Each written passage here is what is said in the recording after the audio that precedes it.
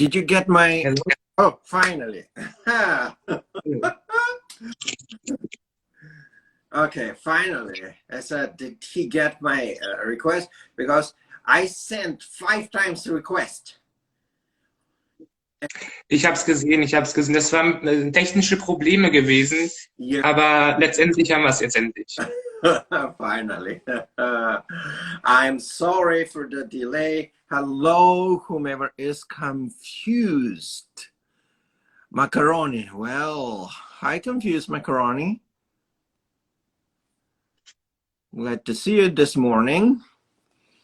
Okay, hello, it's Florian, and I will talk about Beethoven, one of the most, spoken topic about the composer, his life, his symphonies, his style, his character, his social skills.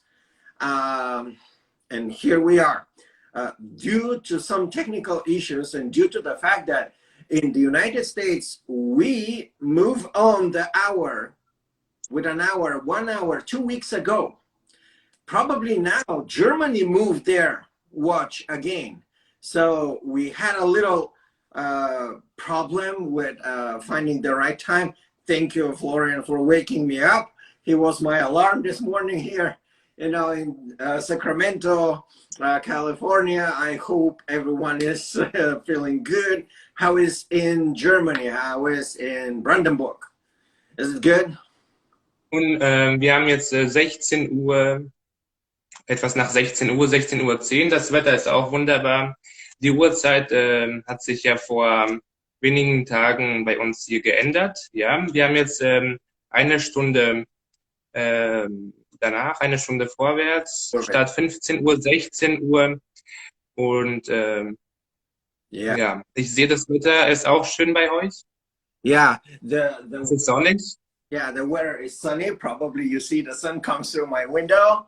I tried to find the best spot. Hello, Paul, 1 hour joined. Okay.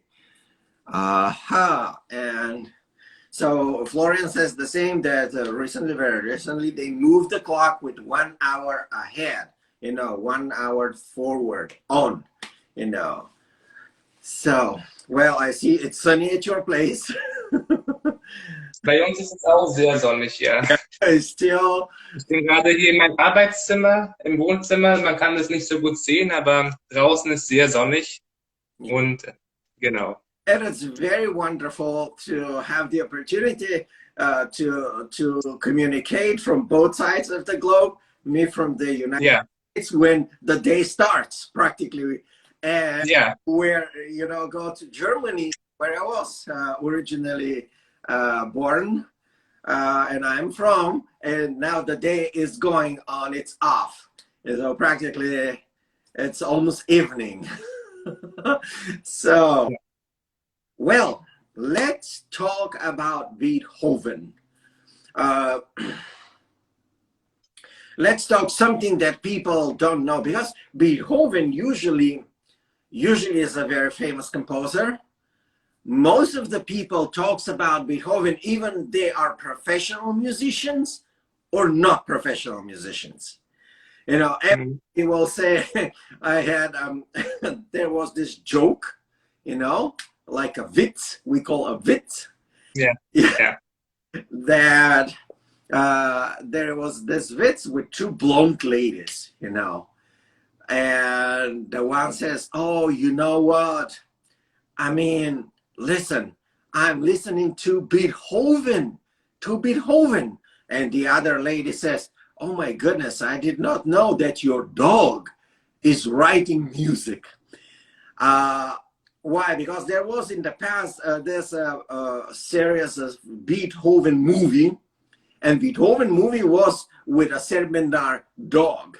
It was very interesting. As the other lady, because she's blonde, that is kind of like a derogatory way of, to say something bad about the person. So she said, oh my God, I did not know your dog is writing and composing music too. Hello. And, but so what my point was that even Beethoven is so famous that his music has been put out in movies, and it's in a very common, usual families, and professional families and non-professional families, right? Let me see if I can move a little so it's not so sunny. Okay, I'm gonna be this way probably.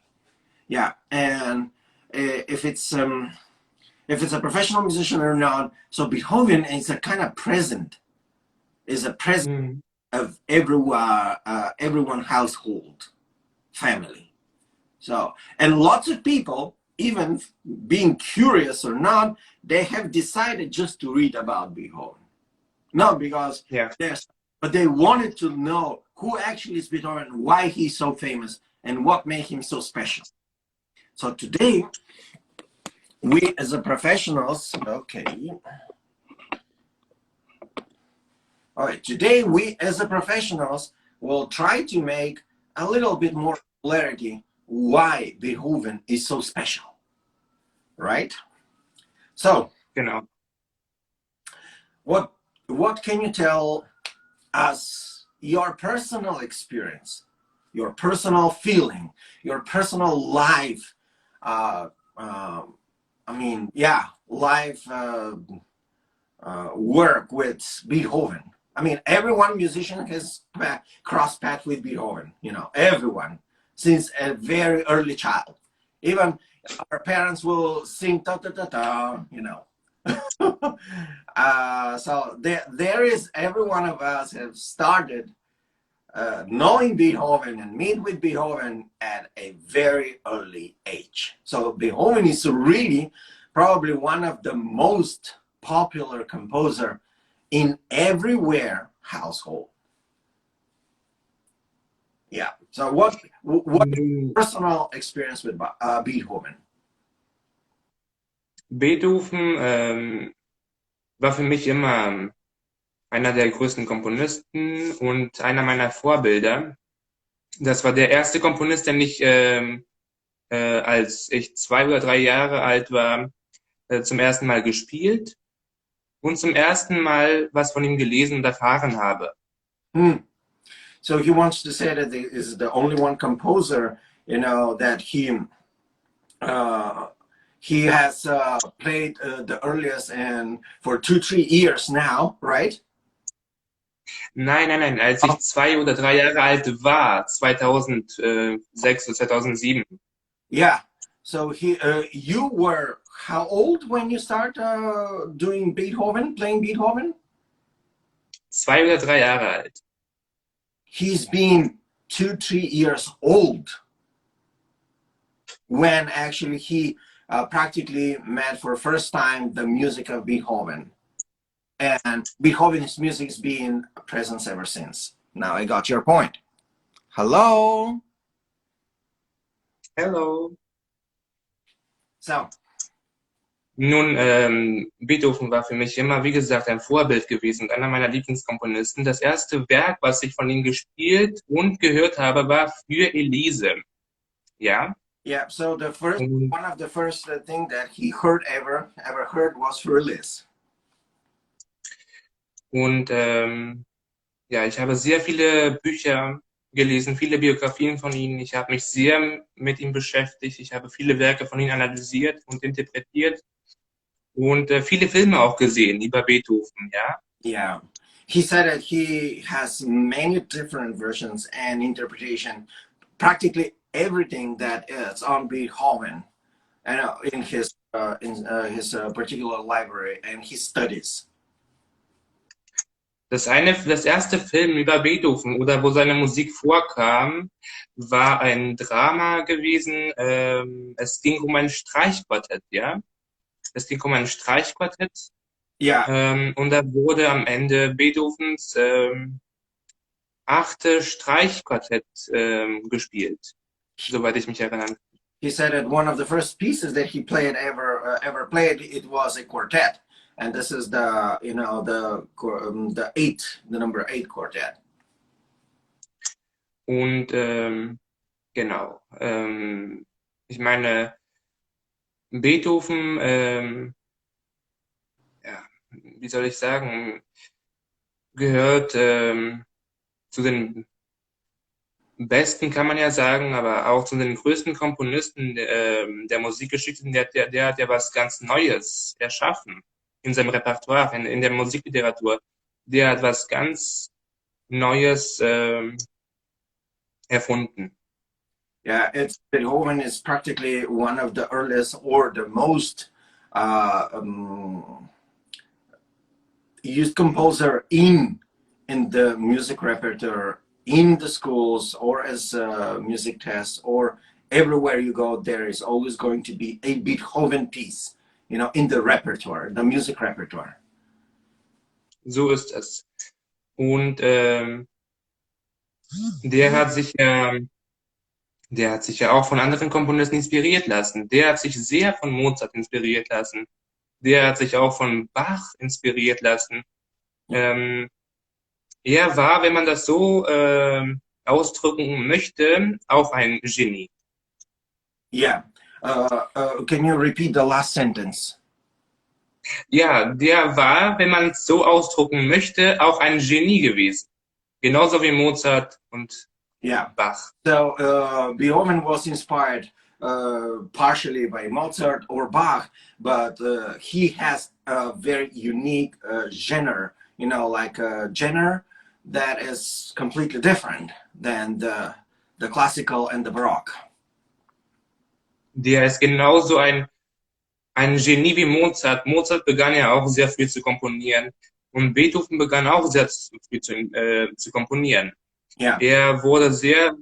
Mozart and Beethoven were composing at the same time. They were peers. So he was the oldest. He probably was 20 years older than Beethoven. And Haydn also was the same time at the same time in Europe. So they were practically living at the same time. Haydn was 30 years older than him.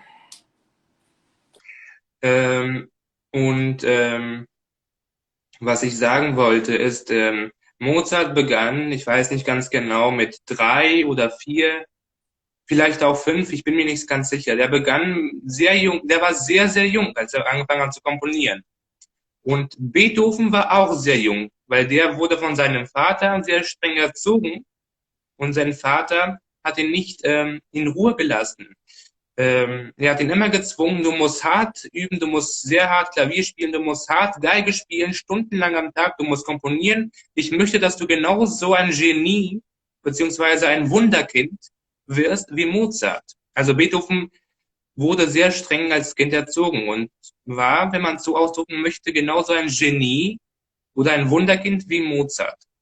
Yeah, so he said that Mozart practically started playing music at a very early age, like 3 or 4 years of age. He started composing even, but Beethoven was known to be a complete genius from a very early stage of his growth, early age. His father actually was presenting him. He was playing violin, string instrument, piano. And actually, Beethoven was introduced to Mozart as a Wunderkind, which is mean a wonder kid, a kid that is extremely talented, you know, prodigy.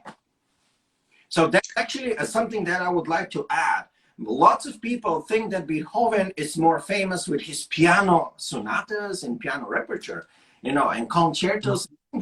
But in reality, Beethoven was very skillful viola and string player instrument, you know, player. He was extremely skillful, very good, you know. And then his primary keyboard instrument was organ. It wasn't piano. Yeah.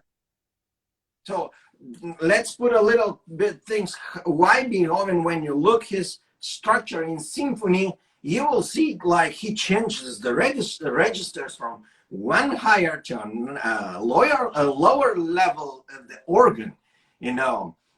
So maybe that's like a contrast, of course, but you can practically hear it very particularly well. Why? Because you can see it not only in the different stages of instruments, but you can hear it between the string instruments.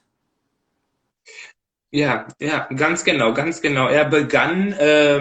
Er begann zunächst sein erstes Instrument, was er gespielt hat, war, soweit ich weiß, die Geige.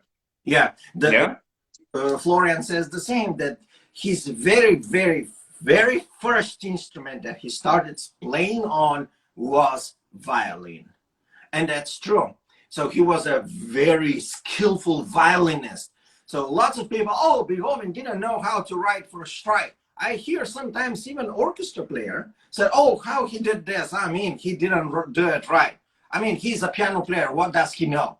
And that's not true. He was primarily violinist and viola, bratsche spieler, and then he became organ player because he was student to one of the students of Bach, Karl Neffe.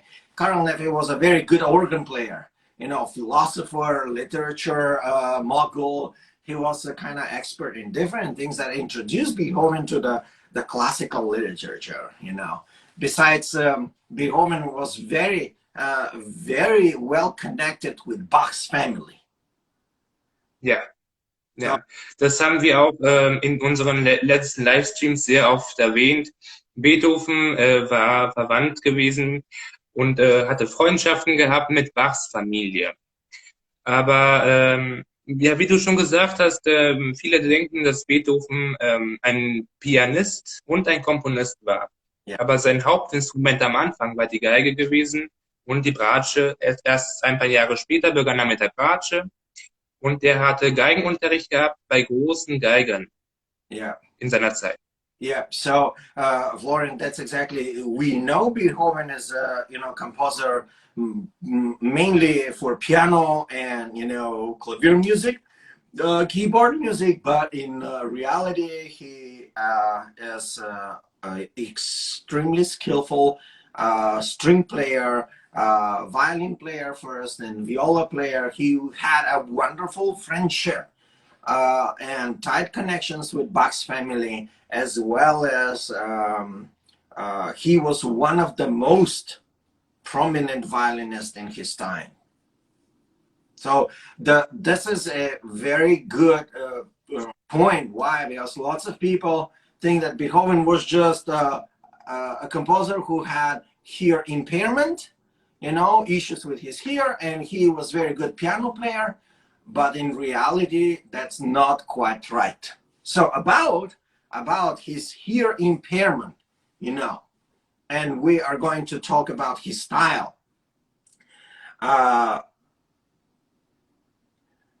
Was really Beethoven deaf from the very beginning by birth? Was Beethoven born as deaf child? No. Answer is no. Beethoven was born as everyone normal child like you and I, and he was extremely perceptive with perfect pitch, perfect hearing, and an amazing hearing memory. He can reproduce music just listening a few times, and he can reproduce the music. So his impairment, hearing loss, started after his Fifth Symphony. Yeah. So this is pretty long time. You have to know that. People don't get messed up that Beethoven didn't know what he's doing. He was deaf. He was just putting some notes. No, actually, he knew exactly what he's doing. And he became deaf based on infection, ear infection that causes, they call them typhus. Yeah, typhus, yeah. Yeah, that's a typhus. Typhus is an ear infection that affects the inner hearing, ability.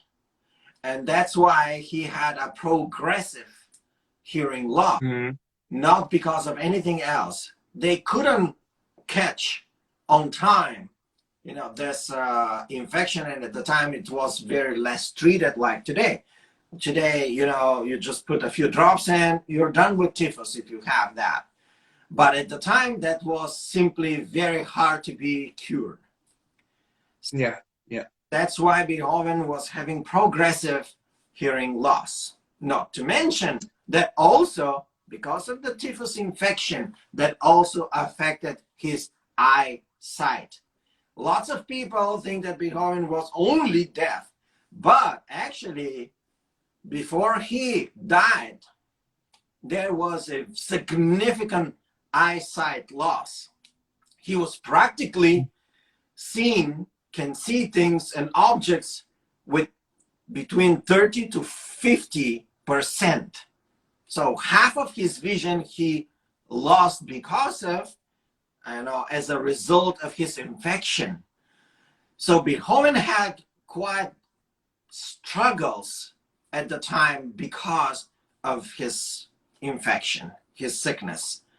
And they probably, his doctor probably told him, there is a letters there, documentation in papers, correspondence letters to where his doctor says that if this infection continues, he might probably will become completely deaf or completely blind. So that's hello, Simon 0604 joined. And so that's a very important thing to know. And that the music he was writing after Fifth Symphony progressively with his hearing loss up to Seventh Symphony, things were so bad that practically while he was writing his Eighth Symphony, by 9 he was completely deaf. He was completely like, ja. So, Wahnsinn. Also das ist der hatte auch noch andere Krankheiten da gehabt. Der hatte noch Syphilis gehabt, wie viele andere Komponisten auch, wie Schumann, Chopin. Ja. Wer hatte noch Syphilis gehabt? Schumann, Schubert hatte Syphilis gehabt, Chopin, Paganini hatte Syphilis gehabt. Also sehr, sehr viele Komponisten aus der Romantik hatten diese Krankheit gehabt und das war auch eine Infektionskrankheit. Yeah. Ja. Florian wants to say that at the time, in the past, many composers got different infections. Many of them got syphilis. He started with Schumann that has syphilis, but then he corrected. He said Schumann was not having syphilis, but Chopin was having syphilis. Schubert was having syphilis. Different composers were suffering from different infection, either ear infection, throat, eye infection, brain, meningitis. We call meningitis or meningitis. It was very popular, and at the time meningitis was not possible to be treated, so many people died very young, at young age. Yeah. And this was very, very difficult. So about Schumann, many people consider that Schumann was suffering from a mental disorder. Yeah. But it's not true. Mm-hmm.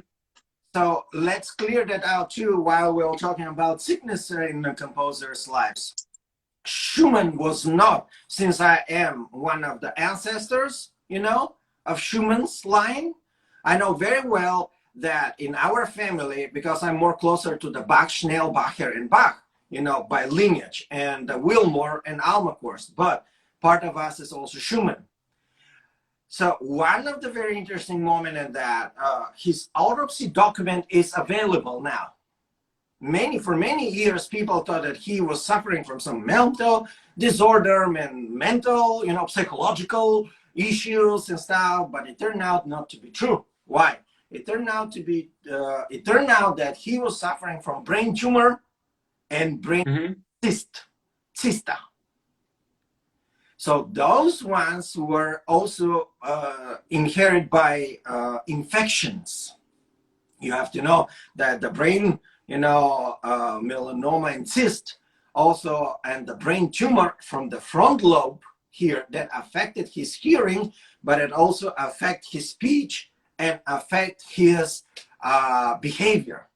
He become very withdrawn, he become aggressive or withdrawn. So many people, that's why he himself thought that he might probably be not okay. But interesting fact, while he was in the hospital, in the asylum, at the time we call this asylum, that were treating people with psychological issues, or they were trying to treat them. So while Schumann and Clara was having a very reasonable and very clear communication through letters. So when you read letters, you understand that practically if a person has mental issue or psychological sickness, he cannot write that. So Schumann definitely, finally, since after how many years, the many societies, including our family, Schumann's family, they requested the autopsy document. And it turned out that Schumann was neither psychologically sick, neither mentally sick. He was just having tumor and cyst that he never actually had a chance to treat. Of course, that was also the cause of his death. Ja, ja. Da war auch die Medizin und die Forschung in der Zeit damals war natürlicherweise, wie wir wissen, nicht so wie jetzt. So the medicine and the treatment at the time, says Florian, wasn't so developed and advanced.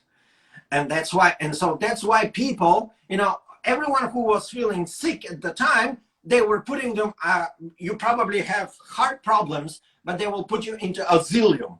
Then you can have head problems or injuries, they will put you where? Not in the hospital. Like today we have a hospital for normal people like Florian and I, But at the time, the hospital was for everyone. Practically, if you're mentally sick or physically sick, you are all in one facility. Eventually, they separate them, and that was kind of a reason lots of people, even today, there was this lady and she heard my name. Oh, you're Walter from Schnellbacher, Schumann? And I said, yeah. Are you related to Schumann's? And I said, yeah. Oh, you know that Robert Schumann was psychologically not okay? And I said, no, he was very fine. Oh no, my diploma work, doctoral degree was on Schumann. And I said, you have to change your doctoral degree then. Oh ja, das stimmt. Also das habe ich auch mehrfach bei mir gehört.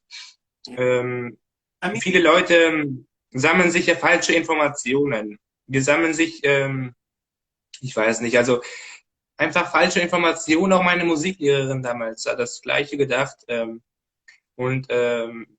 Das stimmt nicht. Also, yeah, Florian just said that there were very false information about sicknesses of the composers at the time, and many falsely written diagnoses. So yeah, that's actually very correct.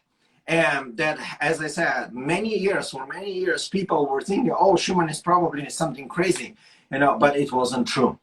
And thank God that lots of the family ancestors like us, lots of societies, psychological and psychiatrical specialists now have spoken about Schumann, and they were looking through their letters with Clara. And I have 7.5 years, by the way, full study of psychology, me. And when I look, we know traces. You can see immediately. And so I have worked with 2 people up to the moment who are bipolars. Bipolars is a form of schizophrenic. Yeah, it's a form, but it's still the same. God keeps us all, from that terrible thing. So you understand that they cannot write seemingly correctly. They twist the words, they twist the sentences. They don't keep proper meaning of the sentences. They don't realize that they have no capacity to continue, and often they become delusional, So it's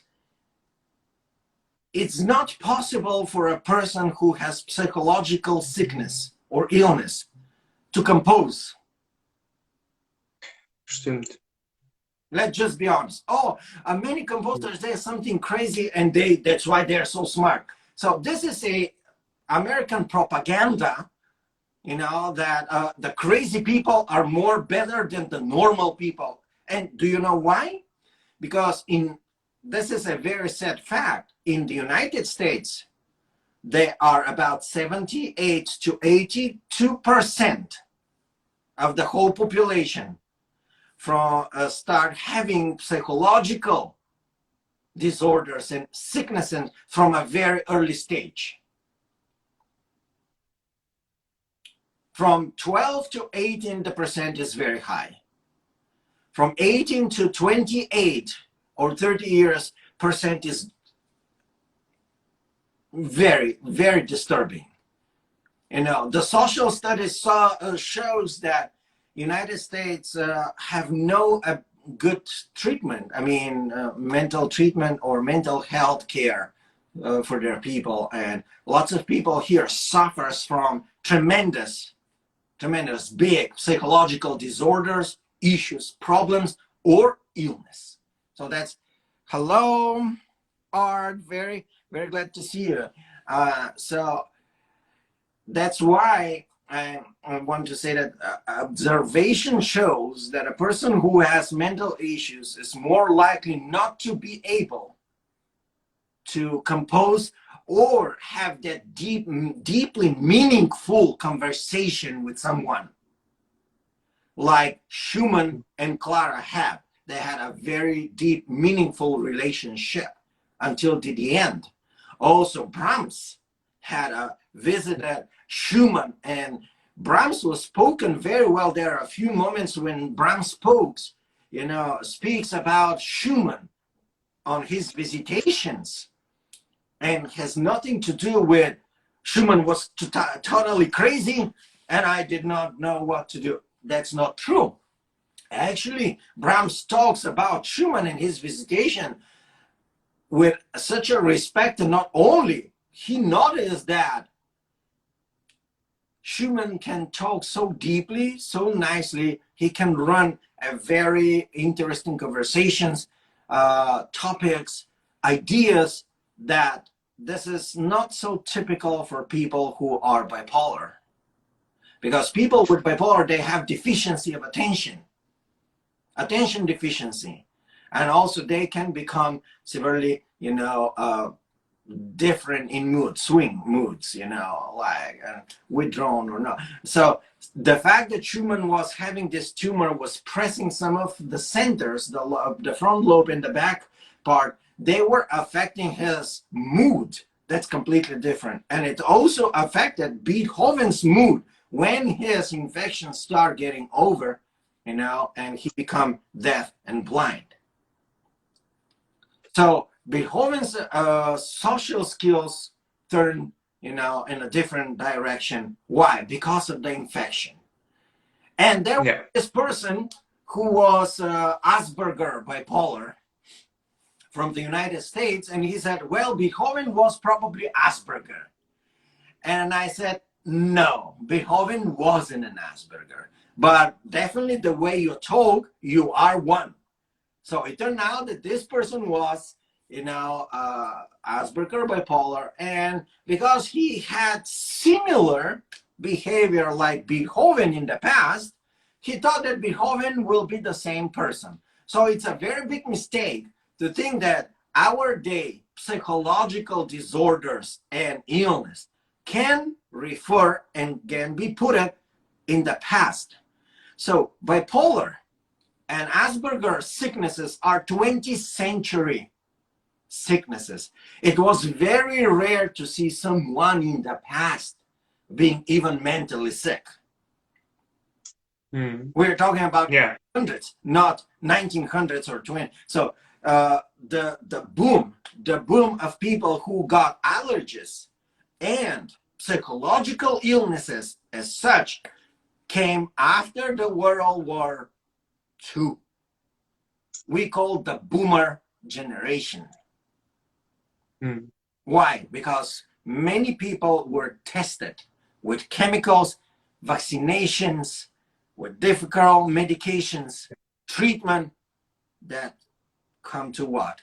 Allergies. Kids start being born with malfunctions, psychological impairment, you know, impairment Stimmt. here, and you can see a society like that was treated like lap rabbits, you know, the lap piggy, you know, and that's terrible. It's something that Ja. the main infections at the time of Schumann, Beethoven were, as we said, typhus, pneumonia, you know, Ja. Tuberculosis. Tuberkulose. Tuberculosis. It was meningitis, and Syphilis. it was syphilis, and that's mainly what was. Of course, later on became cancer. Cancer was discovered. Ja. Ja. Ja. Ja. So by that time, those were not a common sicknesses, especially psychological ones. When we talk Schumann, definitely now the medicine start, because I was looking in Wikipedia. Wikipedia was full of just, oh, Schumann was psychologically not okay. Now, hello, Bern and Malone. So, but now I decided to open Wikipedia, and from all this that they were written about Schumann, how probably he's not okay. Now, the half of that was gone, and they said there are new evidences, medical records about his autopsy that shows that he was suffering from possibly a psychological disorder. But now they kind of change. Why? They are evidence. Why? Yeah. Infections were causing different reactions and different moods and states in the composers, but definitely does not make them crazy, right? And Ja, stimmt. honest, the psychology and psychiatry proves, the medicine proves that people who have mental disorders are simply not going to become great composers or great musicians. And this is political correctness, that everything that is crazy, it's normal, that's itself, it's abnormal. Yeah. So Perfect. we have to be very cautious on that. The creative mind comes from proportions that are not fitted in the regular social established you know, quote, manneristic or social acceptances. Why? Because they are creative, you know, but that does not make them crazy. But people who are proved to be mentally sick or psychologically ill, they have put under test to do what? To do creative work. Well, it didn't work out. It seems that people who have mental issues are not capable or not having the capacity, you know, of creativeness or deepness or emotional maturity to where they can be someone like Bach, Beethoven, Schumann, Schubert, Chopin, Mozart, and etc., etc. And that's now start proves that. So be very aware that if someone tells you, oh, my child is autistic, you know, and it's very smart, well, no, it's autistic. I do very much apologize if I'm blunt, and I don't want this to be taken in a wrong way. But as a person who graduated with 7.5 full course of psychology, and when you bring your child to us for estimation, we don't tell between us, well, her child is autistic, you know, it's extremely talented. No. We said, we're very sorry, but that child is mentally sick. But in front of people, we are not telling that.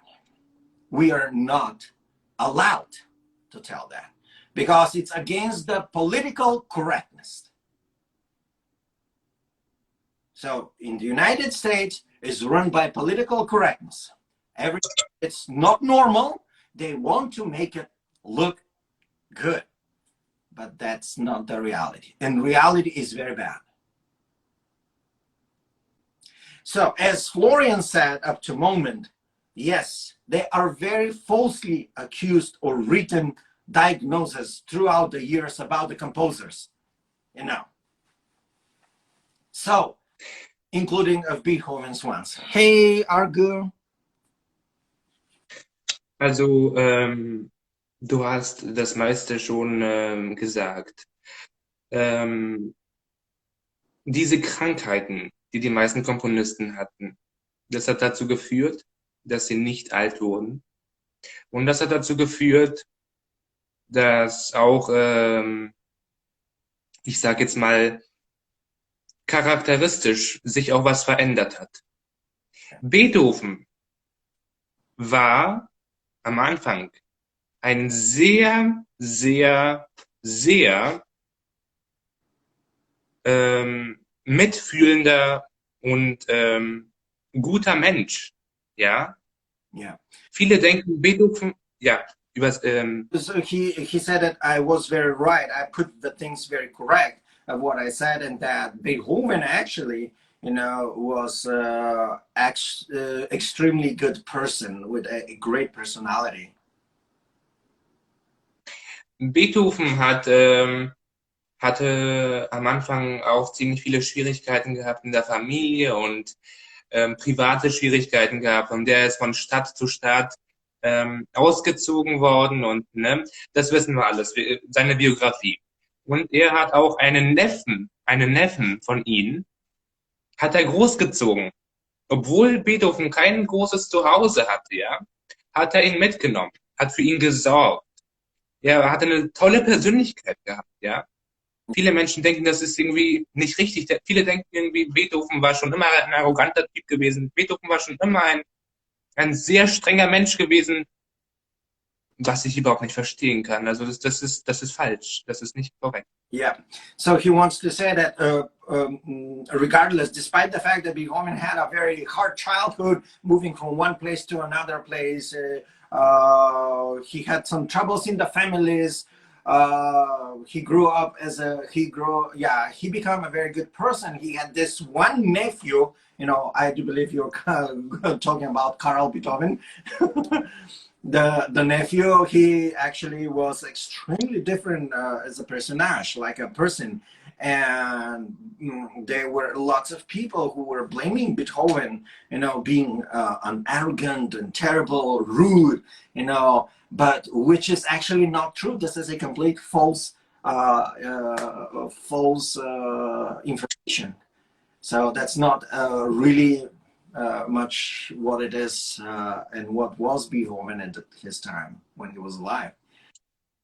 Yeah, that's very. Das ist Beethoven, sehr inkorrekt. Brahms, and many people, they consider him as rude, but they actually were very kind people, very good-hearted people with big hearts. Beethoven was very charitable person. He was one of the most generous people, like you know, philanthropy. He was a philanthropist in his time. Lots of people don't know that, but Beethoven was supporting different children, different people, elderly people. His nephew, he was taking care of his brother's child, you know, and who was Karl. And from Karl, you know, all the land goes to the Stern, you know. Yeah. And I am one of my branch of the family is Stern. We made the trip where we go back in time, and I saw Stern, and I said, and then it changed and goes Karl, and finally Karl Beethoven. I said, what? So that's actually very true. And the Stern family comes from that branch. From Beethoven. Since Beethoven was not having children, his nephew was having quite a lot, though, I can tell. Yeah. But Beethoven was taking care of Bach's youngest daughter when she was elderly person. That is a very little known fact. Lots of people think, oh, Beethoven was crazy. He was measuring his coffee beans, 60 coffee beans. He must be something wrong with that guy. No. I mean, don't tell me that you don't have, you know, some sort of interesting moments in your life. I mean, you don't have something that it's like unusual to other people that you do, in your life. So every one of us probably have, right? So the people will say, oh, he does it. That's odd. That's strange. But everyone has. So, but Ja, he was stimmt. a charitable person. He was a very open-minded person. Ja, He was ja, supporting literature. He was supporting artists. He was supporting his ja, nephew. He was supporting people in need, you know, and he was often he will go in debt. You know, he owes money. Why? Because he needed to give someone to help out. It's another interesting fact. They were very, very, very good-hearted people. ja, das stimmt. Also sehr, sehr tolle Persönlichkeiten gewesen. Und durch die Krankheiten, durch die meisten Infektionskrankheiten, die die Komponisten hatten, ja, Ja. Typhus oder was weiß ich was, Syphilis auch später, das war eine sehr, sehr, sehr, sehr verbreitende Krankheit gewesen. Viele Komponisten haben sich da angesteckt, auch Philosophen, Friedrich Nietzsche zum Beispiel, ja, oder große Persönlichkeiten hatten Syphilis gehabt. Da die Medizin und die Forschung und auch die Wissenschaften nicht so fortschrittlich waren, ja, nicht so gut waren wie jetzt, wenn man das so ausdrücken möchte, konnten die Ärzte und die Forschung, die Medizin diese Persönlichkeiten nicht helfen. Und so sind sie dann gestorben durch diese Infektionskrankheit. Und natürlich ändert sich auch ein wenig dann durch diese Krankheiten auch auch der Charakter. Mit der Zeit, wo Beethoven dann gemerkt hat, er war taub, er konnte nicht gut sehen, er hatte Krankheit, Ja. ist sehr ungeduldiger geworden. Ja. Er ist etwas arroganter dann geworden, er ist dann etwas strenger geworden, weil keiner ihn wahrgenommen hat, keiner ihn verstanden hat. Alle sich irgendwie aus dem Weg gegangen sind. Yeah. Ja. Yeah. That's he wants to say that during that time, the syphilis, the different infections were very spread out throughout the Europe continent, and many composers got sick. And not only the composers, many people, thousands of people got sick. So through, you know, out the years, the progressive sickness and infection affects their mood and their character. And that's why they have, you know, in Beethoven's case, his hearing loss and his sight loss, you know, affect his abilities of communication and social interactions with people, but does not mean that he was mentally sick or some like people trying to make him look also not okay. So there are theorists and people that try to make now Beethoven that he is also something crazy, but that's not true. So it's a cause of his infection that affects his mood. It's one, but to be a mentally sick is usually runs in the family. So let's just be very, as well as in the Schumann's family, there are no any other cases of any cases in Schumann's family that are mentally or psychologically ill after him. No, no, not even single. But we all know that psychological illness is transmitted in the family, runs in the family, runs by blood. So you see, that's the greatest proof. In Europe, when I was living in Europe, we were entitled and we were required to have psychological tests every 2-3 years. I've done probably over 10 psychological tests, you know, for eligibility of work or mental state. Always fine, thank God. You see, always fine. And that's what I'm saying. But if a sickness occur and come along, that definitely can affect your mood. I know wonderful people, and they got sick from cancer, right? And their mood ist eine sehr verbreitende Krankheit. Exactly. And their mood, their state, their character, their social interactions changed. And they're wonderful people. but they were never the same. Never the same. Das liegt an der Krankheit. Das liegt an der Krankheit. Es liegt daran, dass man Angst hat. Es liegt daran, dass man Angst hat, verloren zu gehen. Angst hat, von anderen nicht verstanden zu werden. Angst hat, von anderen nicht akzeptiert zu werden. Yeah. Das war bei Beethoven genauso. Yeah. Genauso bei Beethoven gewesen. He just said that, yeah, this what comes from the sickness, and also from not acceptance, unacceptance of those people, not willing to understand them and what they suffer, what they are going through. Why? Because angst in German means fear. Yeah. They are scared. They are fear. They have constant fear that people will not accept them, not understand them, and they will never be any more equal to the rest of the society. You know. And, Beethoven genauso gewesen. Yeah. Beethoven hatte eine Freundin gehabt, Elise. Ja. Yeah. Das war auch das Stück, was er geschrieben hat. Aber die Freundin hieß nicht so. Ich habe ihren Namen vergessen.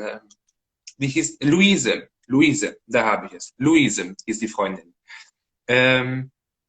Und da hatte Beethoven schon seine Krankheiten gehabt. Er wusste schon, dass er Schwierigkeiten mit dem Gehör hatte. Er wusste auch, dass er die anderen Krankheiten hatte. Und er war dabei, da am Klavier zu improvisieren, am Klavier zu spielen. Ja, ganz normal. Und die Freundin hat ihn alleine gelassen. Luise hat ihn nicht unterstützt. Beethoven blieb alleine. Und der war einsam. Der fühlte sich alleine, der fühlte sich sehr, sehr schlecht. Ja? Und das war auch ein Grund, warum er komplett anders wurde.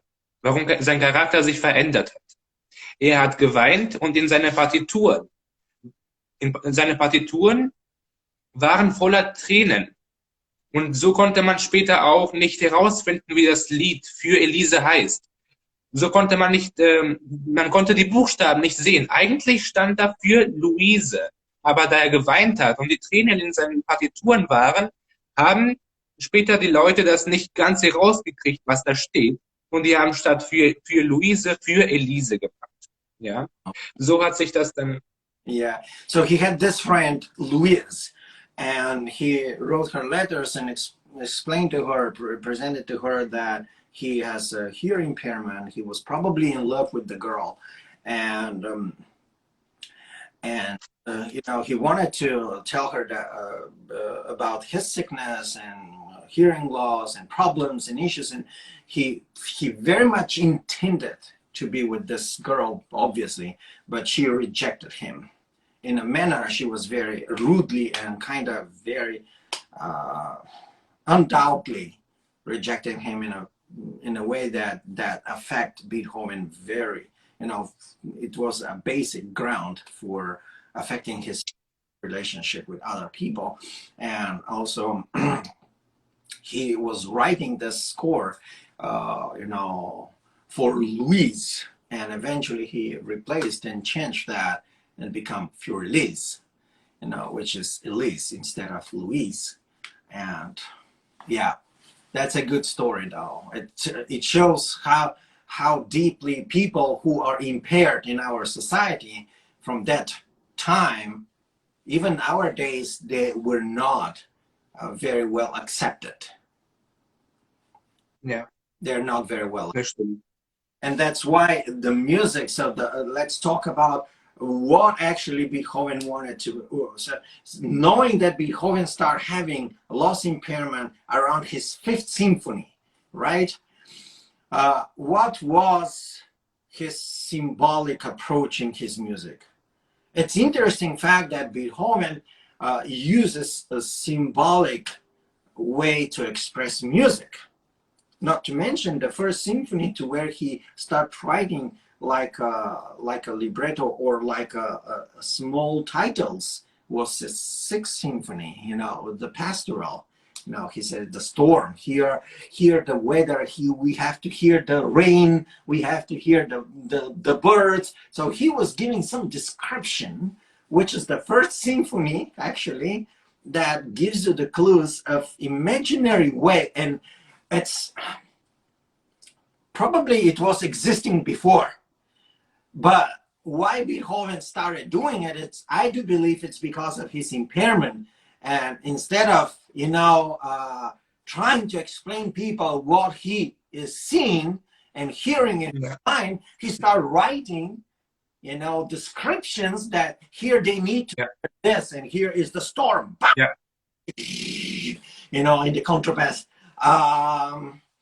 And it's considered the first symphony with so many descriptions about natural phenomenons, and which was taken afterwards by Schumann, Brahms, by Mahler.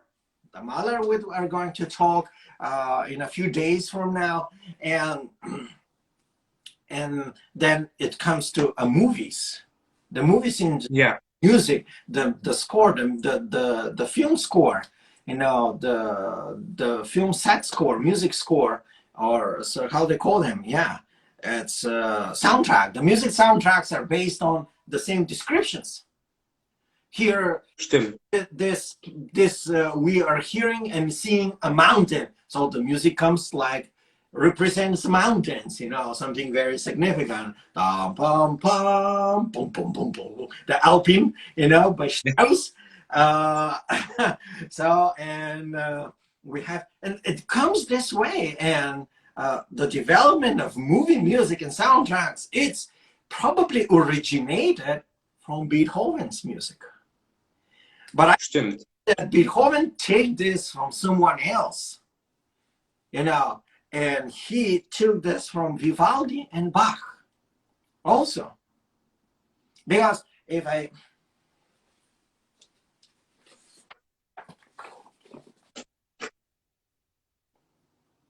Vivaldi. I can see it. Schubert's. Sure. No. Antonio Vivaldi, Four Seasons. Yeah. So interesting fact, interesting. This is original explanations. And here, Stimmt, yeah. so what Vivaldi wrote before his parts, Allegro, and he said, spring has returned. So, you see, inscription. Then here he says, song of the birds. So they are birds, and whistling, the birds. And we have trills, right? Yeah. Then all is gay, and the birds sing happily. So please, when someone say gay, it's the contemporary interpretation of gays mean homosexual. But in the past, the original word in English, gay, mean bright, shiny, like sunny, like the sun. Okay. That's what gay means, Okay. So, and he said, all is gay, all is shining, sunny, beautiful, right? And the bird sings happily. And so you have, so it gives you an idea how you to play, you see? Yeah. So also following fountains, there are fountains.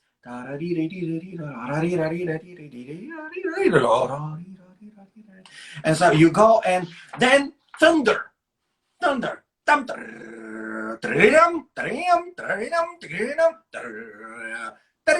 It's a thunder. It's a storm. Here should be something very, very, tells you have to play very sturdy, Then I go. And this is the whole Four Seasons. You see descriptions all over the score. It was the same with Beethoven, but for first time probably in that magnificent big form like symphony sonata form. And that's why we Ja. probably the first one to implement this program or program style in sonata form, but symphony sonata form, to where everything was described very particularly. And Ja, ist bei Schumann genau der Fall. Bei Schumann auch so. Ist bei Schumann genauso. Da steht auch sehr oft in seinen Stücken Kindersingen oder weiß was ich, auch Klavierstücken, was er komponiert, steht leicht spielend oder romantisch oder fühlend oder stark betont oder wie auch immer. Da stehen jedenfalls immer wieder kleine Beschreibungen zu den Stücken, wie das gespielt werden muss. exactly. So he says that Schumann does the same. He was this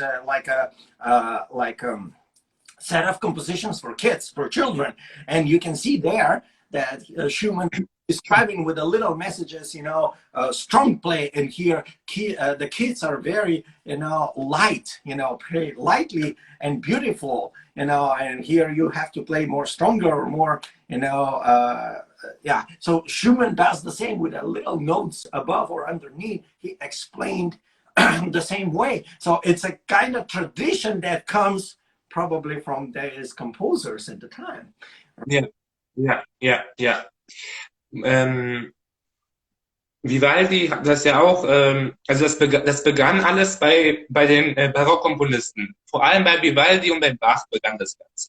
Yeah. Und das wurde dann mit der Zeit, haben Komponisten sich ja für die musikalische Literatur auch interessiert. Yeah. Und natürlich weiter dann das alles entwickelt. Und Beethoven hat ja auch das Sonatenhauptsatzform hat er weiterentwickelt. Yeah. Statt 3 Sätze für jede Sinfonie hat er 4 gemacht. Das hat sich alles entwickelt. Und Beethoven hat mit seinen ersten 8 Sinfonien die Gattung immer weiterentwickelt und ausgereizt, ja. Yeah. Bis er 1824 mit seiner 9. Sinfonie dann was ganz anderes gemacht hat. Er wollte was ganz anderes ausdrücken. Er wollte was ganz anderes erschaffen. Das hat sich dann mit der Evolution immer weiterentwickelt. Yeah.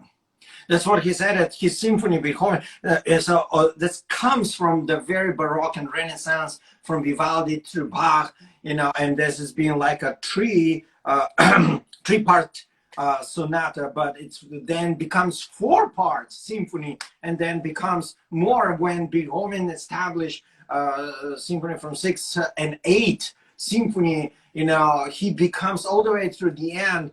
Every other symphony becomes so different from the previous one, so differ from the one that before.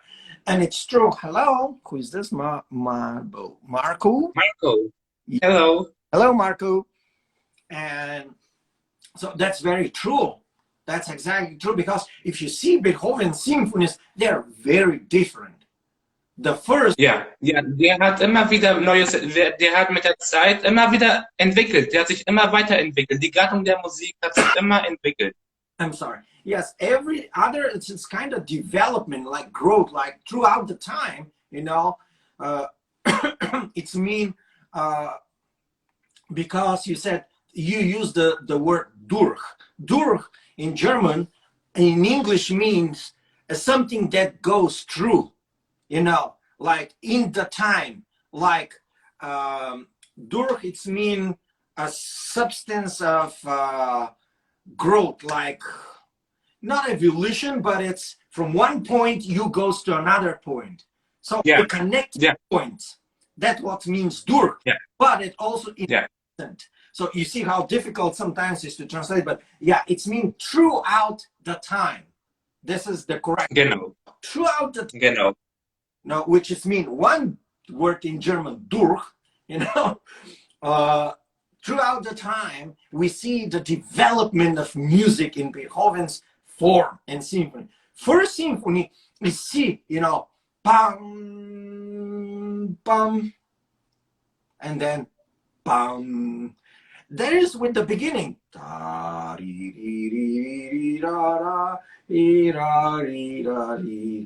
da-dum, da-dum, da-da-da-da-da. So you see that's and then you comes to the second. The second symphony has a little small. So his first symphony is more like the Haydn symphony, though. You know. Yeah. Yeah. There is an extensive introduction, and then dum dum dum dum pam pam pam dum. That's the first. But then you go to the second. You know, it's the same. You know, there is a small introduction, and then which is completely different. Differs. Then the third has no introduction. The only introduction in the third is just two chords. Bam, bam.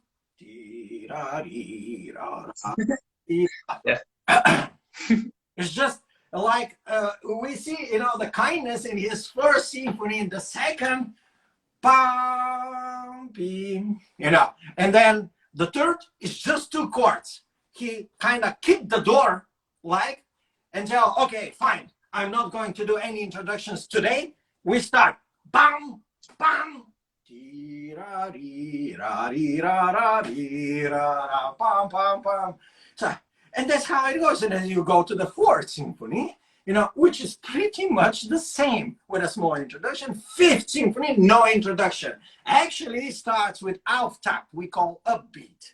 On the upbeat part, pa pa pa pam, ta ta ta ta.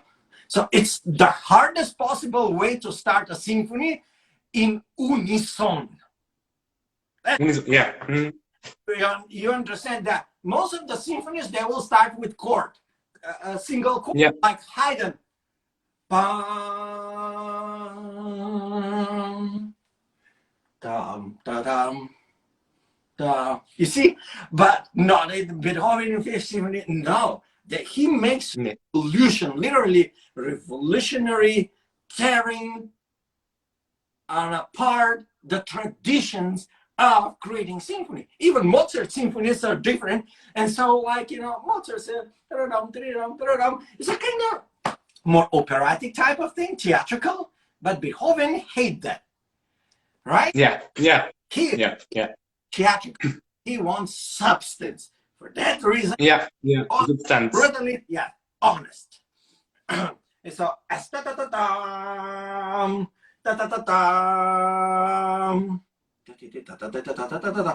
all an upbeat. Even for the conductor, sometimes it's very difficult to make that out. Yeah.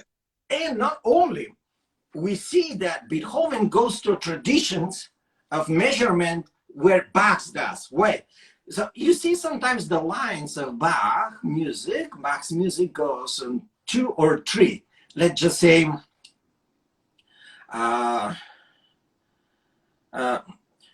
you either way in Bach's music can do on 2 or 3.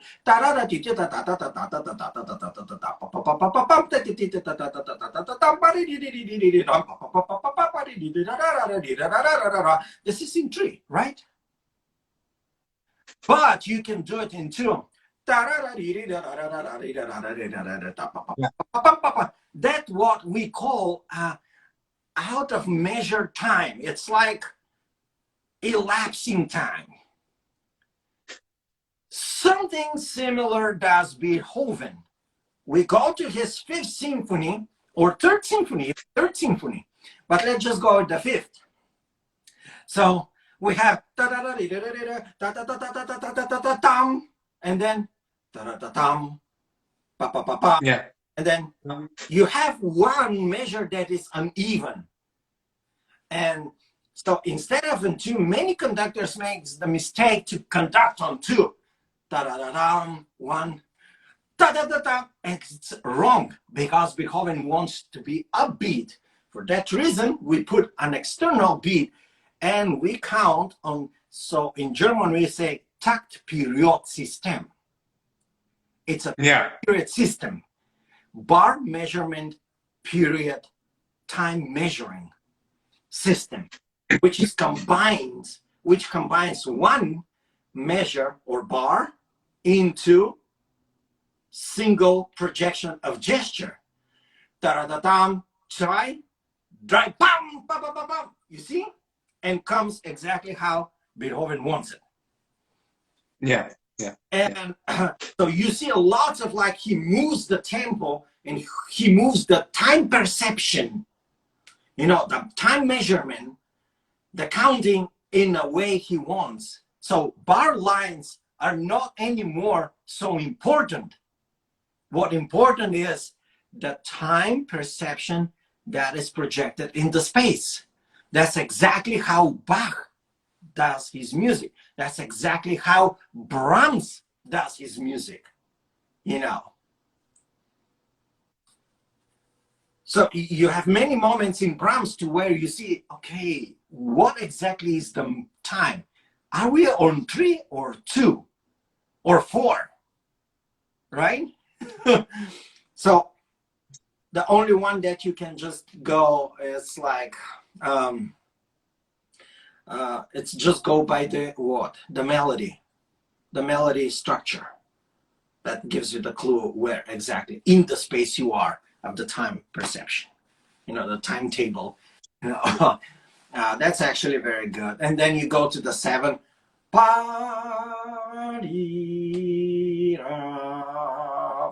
And then the 8, you know, and then 9. Ba-bum, da-dum, ba-bum, da-dum, da-dum. And what tells me that Beethoven is using lots of octaves and vertical structures, but underneath you see very deep hidden counterpoint melodies. ja, ja, And ja. in the first sight you don't hear them very much because of the vertical structure. But when you look in the score and when you start listening more deeply, you see that it's all like net, like goes through each other. Very sophisticated, very perfectly made it, you know. He was extremely good organ player, and I do believe that he put this into work, especially. Auch in den Geigenstimmen, auch sehr oft, er hat sehr oft auch in den Streichern tolle Melodien und tolle Harmonien reingesteckt, weil der Ahnung hatte, wie das funktioniert. Er war selber Geiger, selber Bratschist. Ja. Auch in seinen Streichquartetten hat er tolle Melodiepassagen, tolle Harmonien reingesteckt, was atemberaubend ist. Da merkt man, dieser Komponist hat Ahnung von Geige, dieser Komponist hat Ahnung von Bratsche, dieser Komponist hat Ahnung, wie das Ganze aufgebaut worden ist, Ahnung, wie das Ganze funktioniert und gespielt werden muss. Yeah, that's absolutely true. He said that the Zelb string quartet also the players and say that it's the Beethoven is just having so much melody in between the violin part, the violin string section has something that it's so unique. I mean, it's like created in a very high level of melodic structures. There's all melody in there, hidden melody, hidden, like you practically don't see, but you hear, you feel the presence of them, you know.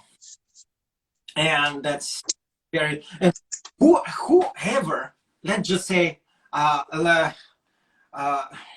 whoever composer that wrote a violin concerto start with octaves. No one. I mean, not even Baroque composers. You know, you say, Hat vielleicht pam, pam, pam. Brahms vielleicht, also Ja. Brahms, also Ja. den ersten Ton, aber sonst ist da kenne ich keinen Komponist, der eine Oktave da gemacht Yeah, hat. but Also. it's just a few things, you know, in Brahms, but Beethoven has a whole structure of octaves. You know, is it okay? And then again with the octaves. So the octaves was his main theme. He said, okay, in a septachord. Also, ja, okay, Septachord, ja. Ein Septachord, keiner gespielt Up, And I said, okay, da, la, do, mi, so, da. I said, re, fa, la, do, mi. I said, okay. Aber der dritte Satz von Beethovens Violinkonzert, einer meiner Lieblings-Violinkonzerte überhaupt. Der dritte Satz ist so fantastisch toll. Also, es gibt auch die Geschichte des Violinkonzerts, ja. Beethoven der hat sich auch sehr viel mit Geschichte befasst. Sehr viel mit Politik, ja. Er hat auch für Napoleon eine Sinfonie geschrieben. Er hat für tolle geschichtliche, historische Ereignisse hat er Musik geschrieben. Ja. Was auch viele Komponisten gemacht haben, aber der war sehr geschichtsinteressiert. Der war sehr historisch und auch sehr also Pazifist, auch, also patriotisch sehr und das merkt man auch in seiner Musik. Und bei seinem Violinkonzert, ja, Mhm. der dritte Satz, der hat mich am Anfang so inspiriert. Ich habe Gänsehaut gekriegt, also so tolle Melodien, tolle Harmonien, das ist so fantastisch. Er hat auch er hat sehr viel vom Bach, einfach sehr viel vom Bach übernommen.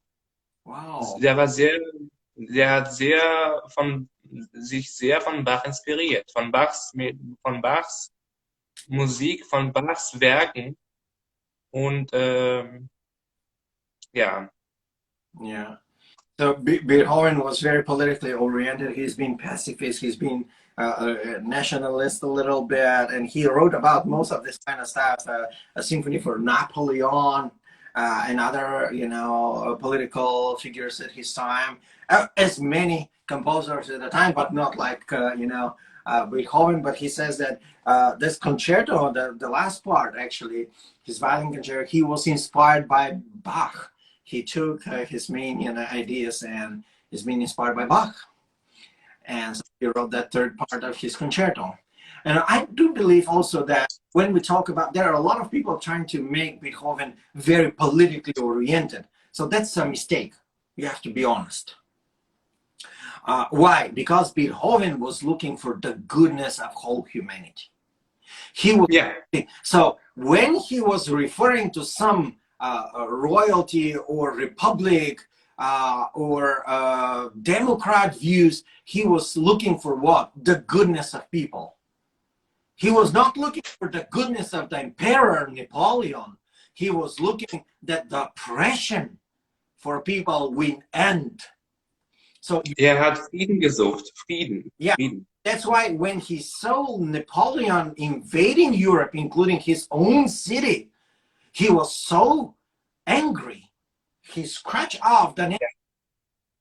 I said, no, I don't want. And he became one of the toughest, politically oriented person against ruling, oppression, dictatorship, about emperors and that were pushing people, take taxes, put people in misery. He was against that. His idea in his mind was completely non-political, but it was humanity first. Ja, ja, natürlich. And, and when Beethoven hat Frieden gesucht. he implements his belief, because Beethoven was very a good believer. He was a very good Christian. Lots of people say, oh, Beethoven wasn't a Christian. No, he was a very good Christian. Actually, there are evidences that he was reading Bible quite often. Wow. Yeah. Brahms also. Brahms was reading Bible often. Actually, they say that Brahms had Orthodox Bible with the extended version of the Bible. He was reading it. Also Beethoven was very interested in literature, and especially old Greek and Hebrew languages, but mostly the Greek ancient history and literature. He came across philosophers and lots of theorists, but he also came across the Bible as a source, and that's why That's why many times in his letters, when he wrote letters to his friends to express his sadness, he says, I pray to Jesus. He said, I pray to Jesus because he only can hear me. And I know that one day I will hear again. Ja, ja, das stimmt, das stimmt. This can be said only by a person who has faith in Jesus Christ. Ja, natürlich. Natürlich, Hello, natürlich. Sophia. You know, Hello. this is many times you can see Beethoven speaks about his faith through his letters and correspondence. He often mentioned Jesus' name, Jesu, Christo. And he often mentioned God as creator. Often. Natürlich, ja. Ja, ja, ja, ja. He is being a person who believed strongly, deeply, had a strong faith in God. In creator, in Jesus. Johann Sebastian Bach. Johann Sebastian Bach war auch sehr gläubig. Und das hängt auch, Beethoven hat auch viel von seinen Choralen, von seinen Chorälen übernommen in seine Werke, ja. Ja. Und wie du schon gesagt hast, Beethoven wollte natürlich Humanismus. Er wollte natürlich die gute Seite. Der wollte Frieden. Ja. Ja, und er dachte zunächst, Ja. dass Napoleon Bonaparte die Welt besser macht. Ja, es war eine französische Revolution. 1789 begann die französische Revolution. Ja. Mit dem Sturz in der Bastille und so. Ne? Es sollte dafür sorgen, dass es besser wird. Aber Napoleon hat es nicht besser gemacht. Und Beethoven hat sein Klavierkonzert, was er für Napoleon geschrieben hat, sein Klavierkonzert, zerrissen. Er hat es umbeschrieben. Er hat einen anderen Titel gegeben. Ja? Beethoven wollte das Gute natürlich, ja. Yeah. So that's what Florian says, that Beethoven is being very deep believer, big believer, but also humanismus, like a humanist, a person who tried for human goodness. But also he said that, when he saw what the French Revolution did in 1798, I believe, he literally 89. 1789. 1600? 89?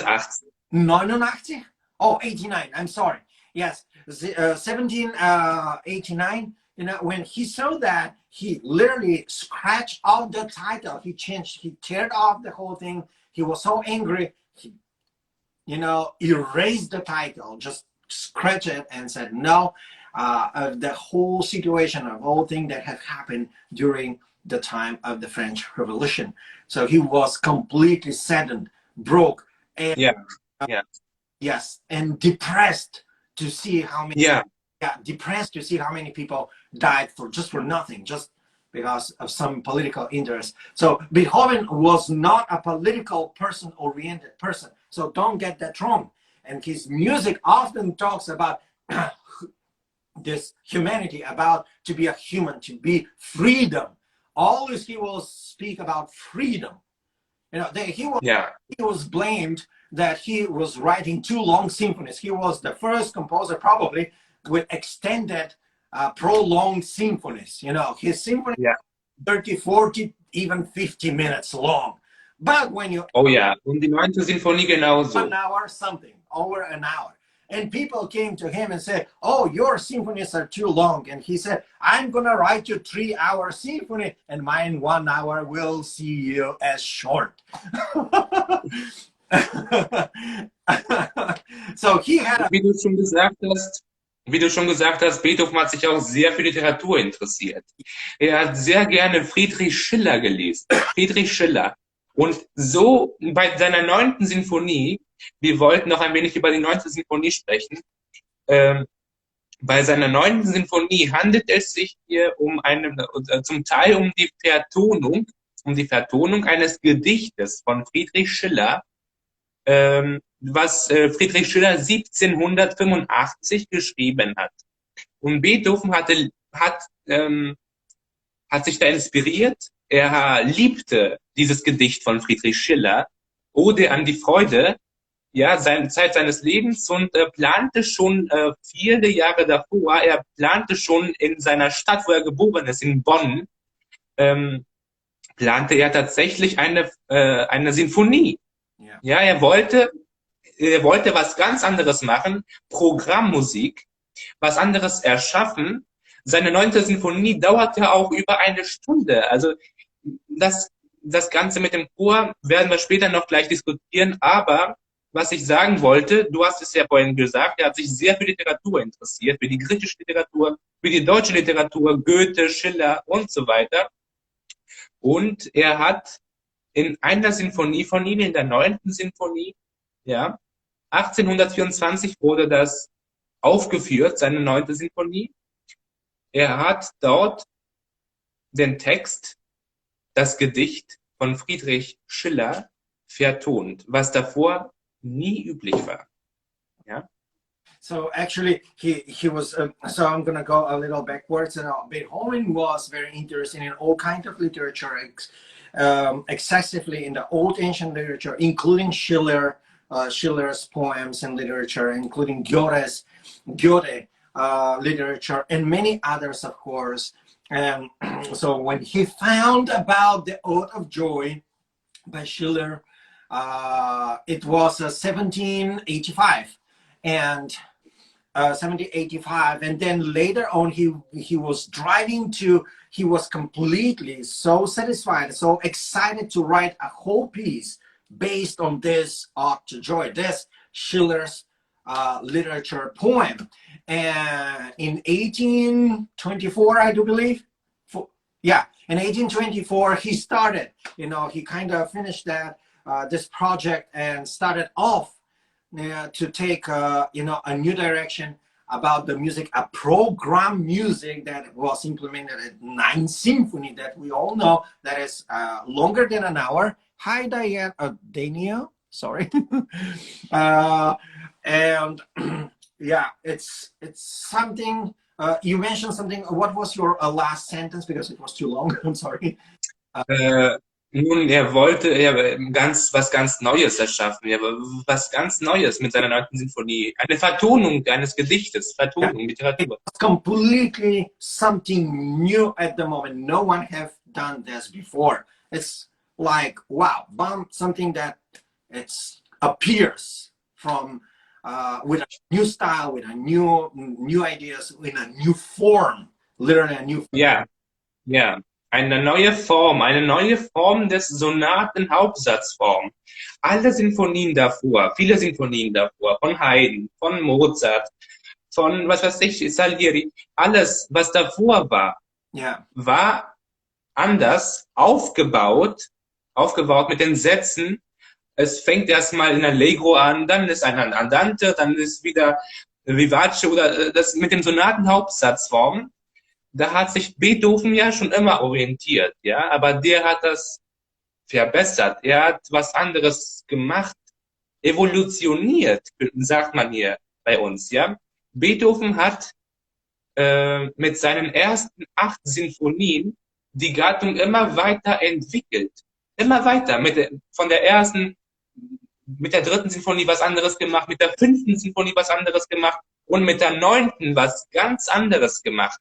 Ja. Eine andere Besetzung, etwas ganz anderes geschafft. Er wollte was anderes ausdrücken. Er wollte was anderes schreiben, was anderes erschaffen. Yeah, so he wants to say this was completely different symphony, because up to moment before, his precedents, people from the past, Haydn, Mozart, and even from his first to 8th Symphony, they were kind of in a different form. It's a classical sonata 4-part form, symphony form. You have first, second, third, and fourth symphony. You have allegro, you have andante, adagio, you have scherzo, you have finale. Which is also allegro. But you see in Beethoven's, you see in his first symphony is one thing. In his 3rd symphony, it becomes something different. 5th, completely different. And when it comes to the 9th symphony, even they have some similarities in Beethoven. When it comes to the 9th symphony, there's completely something new that has never happened before in his whole entire symphony work. It's like a new crafting, new expression, new skillful writing of symphony. Like, and most of the parts, by the way, if you know, in the Ninth Symphony, most of the parts are kind of, they goes one after another. There's a small bridges between that connects the parts. Yeah, yeah. Whole symphony, almost you never stop. There's only one place that you stop in Ninth Symphony, and then all the way through, it's one block. It's just, Ja. you know. Und alle Komponisten später, die gelebt haben, Mahler oder was weiß ich, Richard Strauss, Wagner, alle Komponisten haben sich dann an Beethoven orientiert. Ja. Bruckner auch und Brahms auch, alle haben sich dann später die Komponisten in der Romantik, in der Spätromantik auch, die haben sich alle an Beethoven orientiert. Weil Beethoven wollte, der hat die Gattung des Sonatenhauptsatzformes, der hat die Gattung der klassischen Musik, ja, hat er weiterentwickelt, ausgereizt. Er wollte was ganz anderes ausdrücken, er wollte was ganz anderes erschaffen mit der Zeit, ja. Und in der 9. Sinfonie merkt man das ganz besonders, denn die sinfonische Besetzung des Sinfonieorchesters und der Chor, das ist außergewöhnlich, ja. Für die Zeit außergewöhnlich gewesen. Die Länge war außergewöhnlich, die sinfonische Besetzung war außergewöhnlich. Es waren mehr Streicher, mehr Bläser, mehr Schlaginstrumente und dazu noch ein großer Chor mit Solisten. Ja. Ja. Ja. Und auch der Aufbau der Sinfonie war ganz anderes, ja, weil es fängt ja erstmal mit fallenden Quinten. Und der Rhythmus ist unklar. Der Rhythmus ist am Anfang sehr unklar. Tadam, tadam. Alles unklar am Anfang, ja. Das war davor nicht typisch gewesen bei seinen davorigen Sinfonien, ja. Ja. Und Correct. auch die Harmonien und die Harmonien und das alles.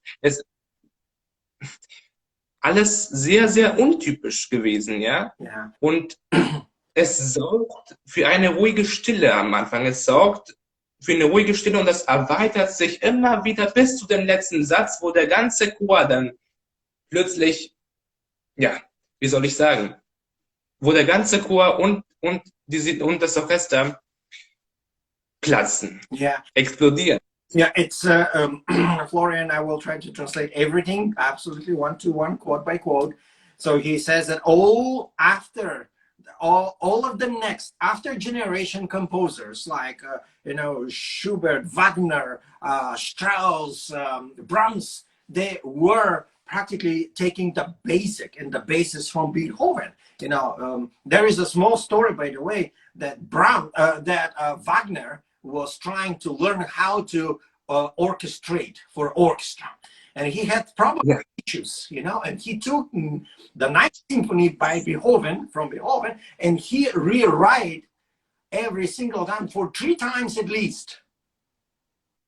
After he rewrote it, there was no copy machines like we have today, right?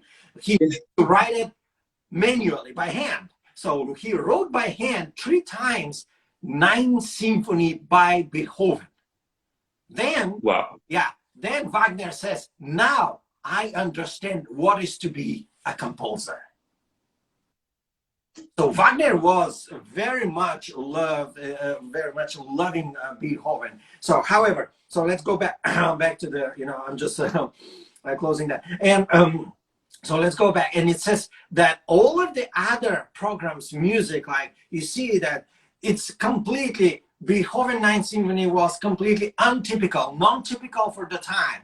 You see the orchestrations, the strike, the lines, the chorus, and finally, you see lots of extended string section, then brass and blazer instrument sections. Then once in a sudden, you ended up at the end with a huge choir.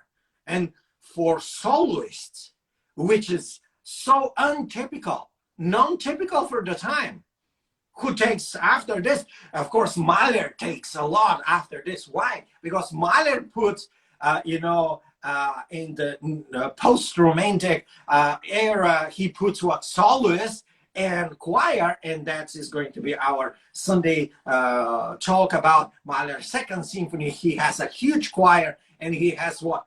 Soloists. And so you see how the tradition comes, but this was completely untypical. So by the way, first to put a trombone instrument in the orchestra was who? Beethoven.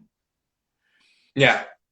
You know, but there are some substitutes of alto trombone or soprano, you know, first trombone also in Mozart. So Mozart put clarinet. Clarinet. A little bit earlier before that, but yeah.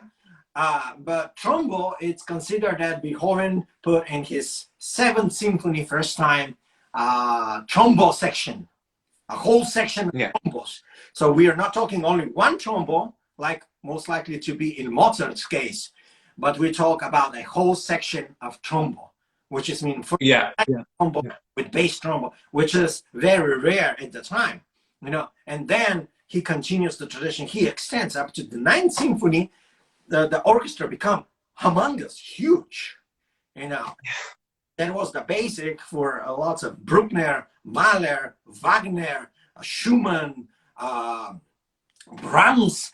They put what? They put an extended versions of orchestra, which was in his mind. Many musicians, you know, I'm going to say this out of the context now. Many musicians here, oh, we have to go back in time. So we have to think that the symphonies of Beethoven was played by 6 people, by 2 people, 2 celli, 6 violins, and 2 flutes. That's not accurate, you know, and they can be authentic, but this is not the authenticity. At time of Beethoven, the orchestra was very extended already.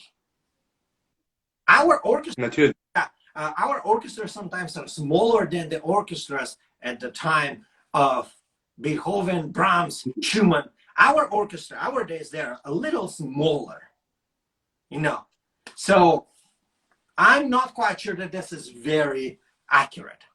According to Mahler, according to Schumann, according to some evidences, real evidences, documents, the orchestra are being pretty big.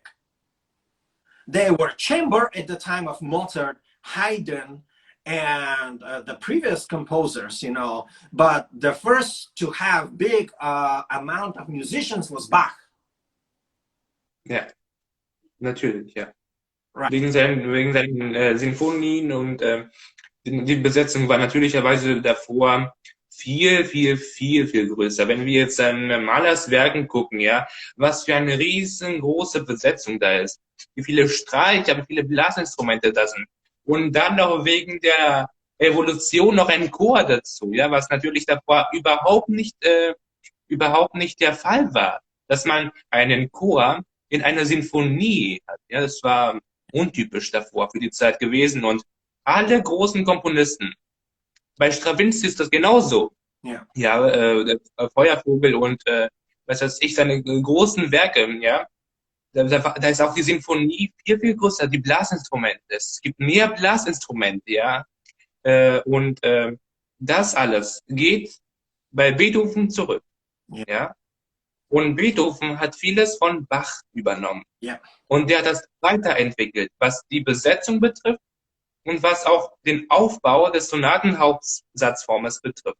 Ja. So all the composers next generations practically were recycling the ideas from Beethoven, and Beethoven from Bach goes back to Bach.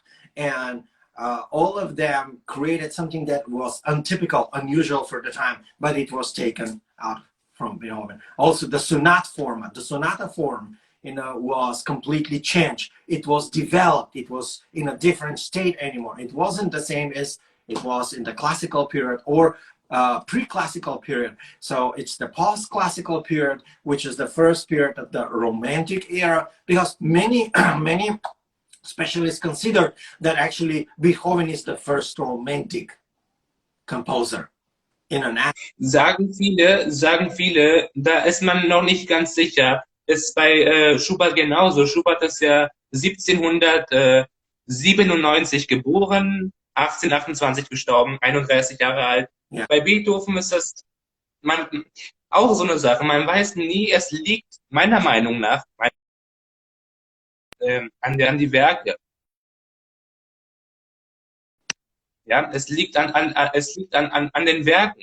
Weil sowohl Schubert als auch Beethoven, das ist das nächste Thema, was wir nächste Woche besprechen, sowohl Schubert als auch Beethoven, die haben Werke geschrieben, die zu den klassischen Repertoire gehören, Werke, die einen klassischen Aufbau haben und romantische Werke. Bei Schubert zum Beispiel die Serenade, ja, da, da, da, da, da, da, da, da, da. Ja. Bei Beethoven auch für Elise zum Beispiel oder viele seiner Sinfonien sind romantisch, Ja. aber die haben auch komponierte, die klassisch sind. Ja. Und man weiß nie, ob die jetzt, ich weiß nicht, also ob man die zu Klassik oder ob man die zu Romantik zählt. Es liegt meiner Meinung nach an den Kompositionen, an der musikalischen Literatur. Ja. Und da kann man, denke ich, dann sagen, okay, dieses Werk ist romantisch, dieses Werk ist klassisch, ja. Aber bei Beethoven hat der hat was ganz Neues gemacht. Und an ihn orientieren sich viele. Bei Beethoven hat auch in seiner 9. Sinfonie, er hat den Sonatenhauptsatzform ganz verändert. Ja. Normalerweise ist der langsame Satz, Andante, ist der zweite Satz. Ja. Normalerweise, ja. Ja. Bei Beethoven ist es der dritte Satz. The third, yes. Ja? Und Like in Brahms' Third Symphony. ganz genau. Ja. Brahms' Third Symphony is actually the slower one than the second one. You know, because Brahms' Third Symphony, third part, movement is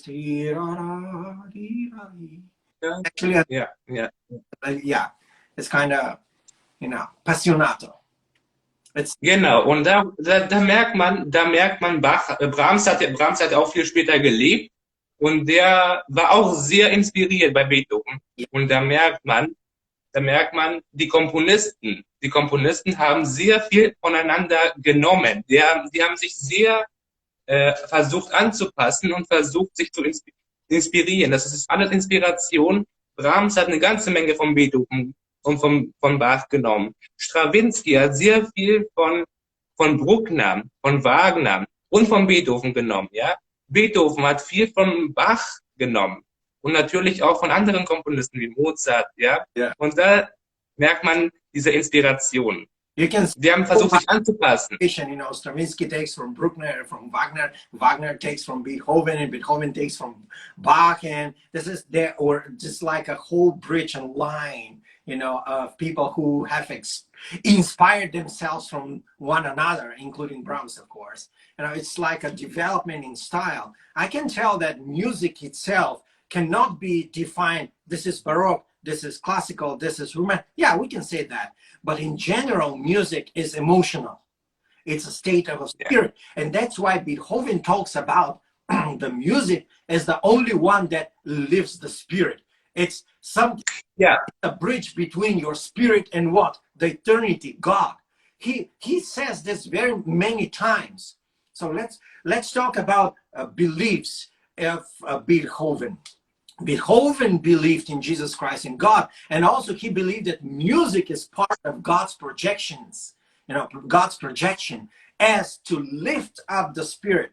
As Bach was thinking the same. Bach was saying that the music purpose, the purpose of music is to lift up the human spirit to God's presence. So Beethoven takes that and also believed that the music is a bridge between what? The transcendental, you know, the transcending part and life with God and human. So he said, from all arts, music is the most one that is, you know, related to your what? Spiritual being. So Beethoven was believing in something also. You see, Beethoven was believing in unity. You see, he wanted the whole earth to be united. It's not only Germany. That was very taken out of context many times. But no, Beethoven was looking for the whole humanity to be united, to live together, to live in what? Peace. That's why when he saw the Ode of Joy by Schiller, he was excited. That's it, he said. Why? In the Ode Ja, of Joy, we talk about what? We talk about all mention, mankind will be united, live in peace, live together forever and ever. Right? ja, ganz genau, ganz genau. Er hat auch einen sehr, sehr guten Zitat gesagt, einen sehr guten Zitat. Musik vermag mehr auszudrücken als alle Philosophie voller Gültigkeit, sagte Beethoven für seine 9. Sinfonie. Yeah. Ja, He talks about Beethoven talks and says that the music is the only one bridge that takes, the humankind to another level, practically. It's pushing you out. Music is a source, of, so ist es. yeah. And Also, this is, and also when is the other place? When is the other place? I'm sorry. Where is the other place we see United Nations? Where is the other book we can talk about? No other philosophical book talks about united planet. No other book talks on philosophy, tractate or manuscript or sonnet, whatever. It's not talking about unity of the whole human and mankind. No. They talks about matter of life, matter of spirit, matter of your soul, matter of whatever, earthly businesses and things. But what is the other book that talks about this huge reunification, reuniting with everyone? It's the Bible.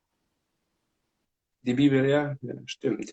The Bible is the only one book that talks that at the end, finally there will be what? A united kingdom to where all people will live in peace. That this is not the new world, system. No, this is something that what Beethoven was believing in. He was writing prophetically, not only that his wish is for this earth, the system to become united so everyone can live in peace with no oppression, no tyranny, and no sickness anymore. But he was believing that there will come this point that the whole earth will reunite and to where people will live in peace together forever and ever. And this forever and ever means what? An eternity. Thus, he was practically believing in an external touch, like in God's intervenes with the humankind to change things, because he obviously Beethoven was seeing that it was impossible by human way, in a human way, to achieve this goal. And that's why he was so angry with every emperor, every political king or political figure at the time. He was so frustrated and depressed. Why? He realized that this peace will come within, but it also comes as a gift from above. And that's why many times he will refer that music is a bridge from here and to transcend you to where? To the throne of God. The music is the highest of all arts, he said. Why? It connects you with God. So, and this one, he started writing 10th Symphony, by the way. The 10th Symphony, it's also, he said it's going to be magnificent. The 9th Symphony, he says in one of his letters that he is now starting 10th Symphony, and the 10th Symphony will be way better than the 9th. Well, there is a part, by the way, I listened to a little bit of this 10th Symphony. It's just amazing, Wow. Yeah, there was this little new released film, like a small film, and it was so beautiful. They played a few parts of founded, manuscripts from this 10th Symphony Beethoven started, but never finished. And it sounds so beautiful. you know, and so Beethoven was becoming probably one of the composers to where he talks very much about the transcendental life, the eternity, the purity, the humankind, peace, love, kindness. Those are all things that you can see where the most in the Bible. So ist das. Das ist auch in den anderen Komponisten der Fall. Die haben sich auch sehr für sowas interessiert. Mahler zum Beispiel, ja, Mahler hat ja auch neun Sinfonien geschrieben, ja. Und die 9. Sinfonie ist auch die größte. Ja. Die größte. Bei Dvorak genauso. Die 9. Sinfonie, die größte. Ja. Schubert genauso. Und alle, sowohl Beethoven als auch Dvorak, als auch Mahler, Schubert und viele andere, ja, sind nach der 9. Sinfonie verstorben und haben die späteren Sinfonien, die sie schreiben wollten, nicht vollendet. Yeah, yeah. It's Florian is telling us about the numerological aspect of the symphonies, number 9. So there was like this so-called Beethoven curse, you know, that after the 9th symphony they have died. So Dvorak wrote the 9th symphony. After the 9th, he passed away. I mean, probably later, of course, not right after he wrote that. Mahler had 9th symphony. Actually, Mahler has 10th symphony. He break the rule. I mean, I'm sorry. Mahler, his 9th symphony, he didn't want it to write 9th symphony because he was superstitious that if he writes a 9th symphony, he might probably die. So he named the symphony in a different way, and he just kept the number, and he wrote 10th symphony, his next one, you know. Wow. Mahler broke the rule. Yeah, das glaube ich, yeah. So also you see probably, but at the same, no, this is just let's just for the audience, this is a speculations and speculative theories that after the 9 there is some mystical thing that happened and they die. No, because Brahms dies after his 4th symphony, right? So let's just say the 9th symphony by Schubert, that is we call the great, you know, symphony. Actually, the original number of this 9th symphony was 7th. So later on, the editors put number 9 instead. But actually, number 9 is a finished whole set of program symphony, while number 8 is unfinished in jazz. And actually, it was the last one. So 9 was number 7, unfinished symphony, which is unfinished symphony by Schubert, was the very last one.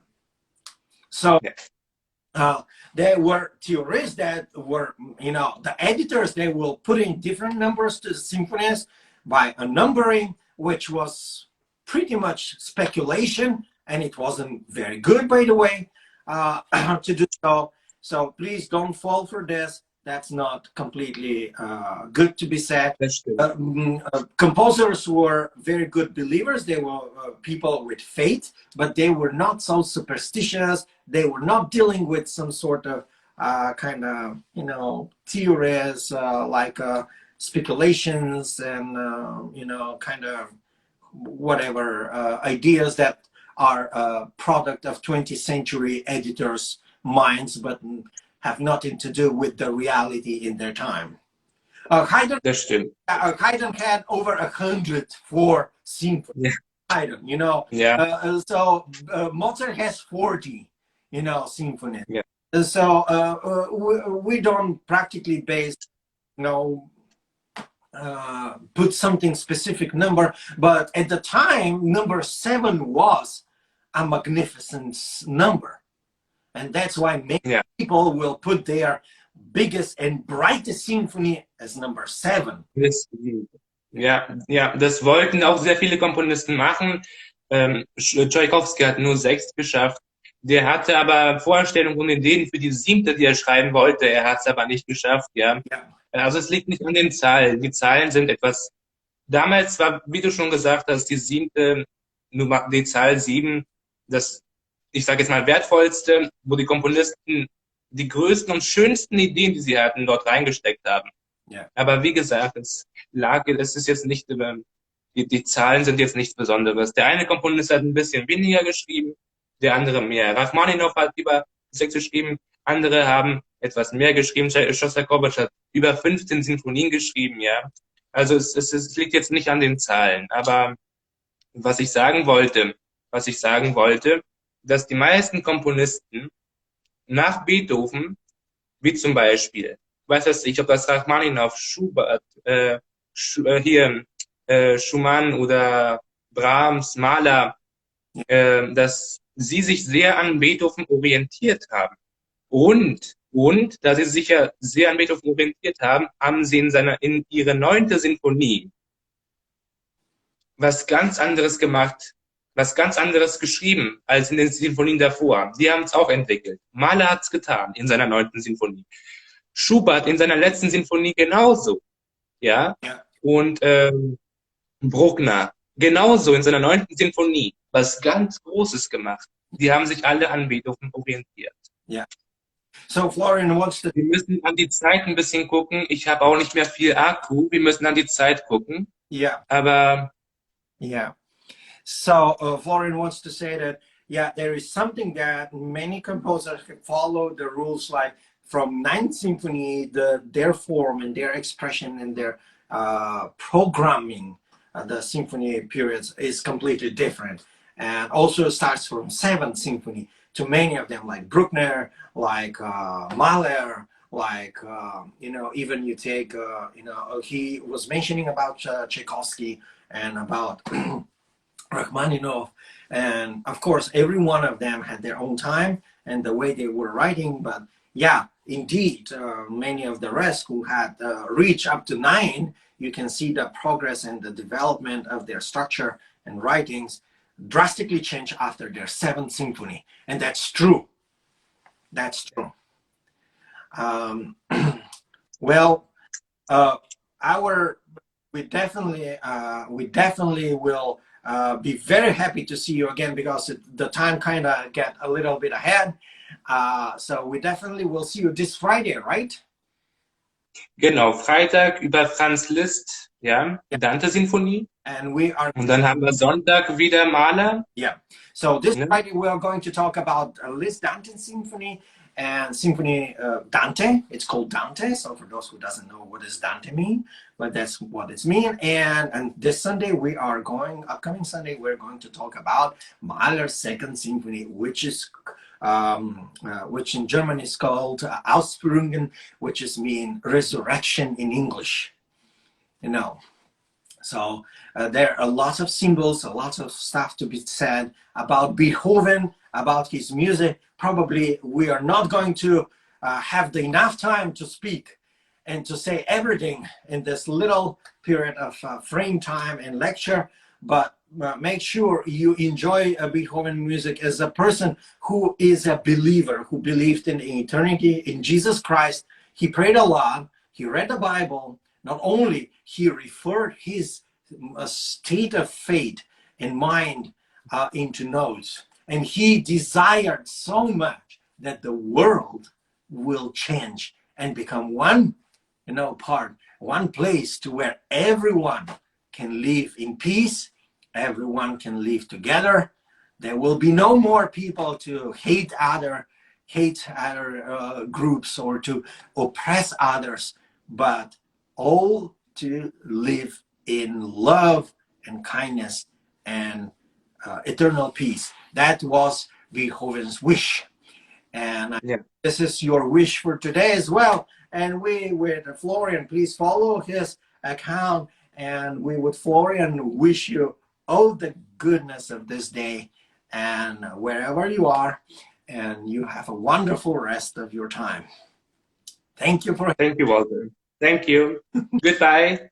Cheers.